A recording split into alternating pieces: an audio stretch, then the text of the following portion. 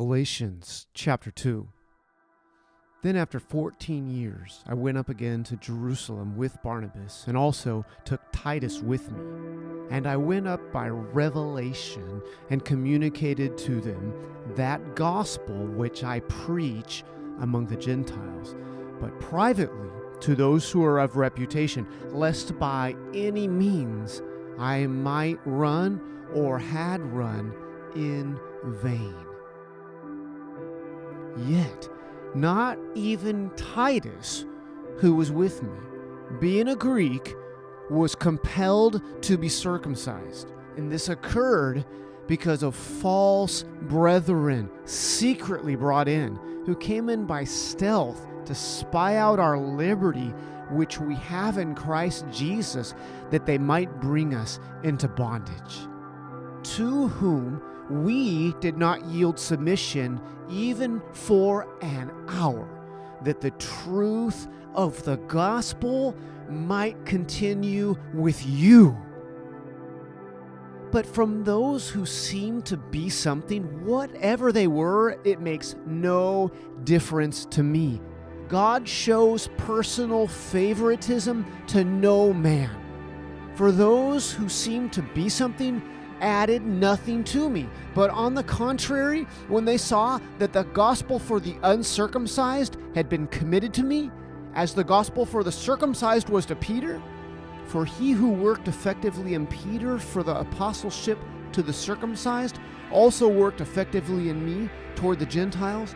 And when James, Cephas, and John, who seemed to be pillars, perceived the grace that had been given to me, they gave me and Barnabas the right hand of fellowship, that we should go to the Gentiles and they to the circumcised. They desired only that we should remember the poor, the very thing which I also was eager to do.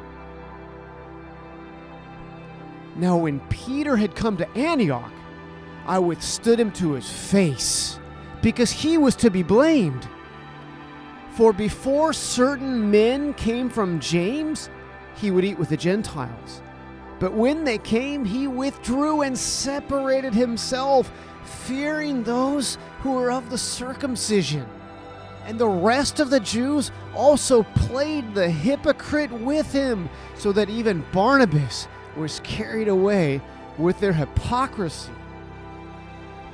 But when I saw that they were not straightforward about the truth of the gospel, I said to Peter before them all, "If you, being a Jew, live in the manner of Gentiles and not as the Jews, why do you compel Gentiles to live as Jews? We who are Jews by nature and not sinners of the Gentiles, knowing that a man is not justified by the works of the law, but by faith in Jesus Christ. Even we have believed in Christ Jesus, that we might be justified by faith in Christ and not by the works of the law. For by the works of the law, no flesh shall be justified. But if while we seek to be justified by Christ, we ourselves also are found sinners, is Christ therefore a minister of sin? Certainly not. For if I build again those things which I destroyed, I make myself a transgressor. For I, through the law, died to the law, that I might live to God. I have been crucified with Christ. It is no longer I who live, but Christ lives in me. And the life which I now live in the flesh, I live by faith in the Son of God, who loved me and gave himself for me.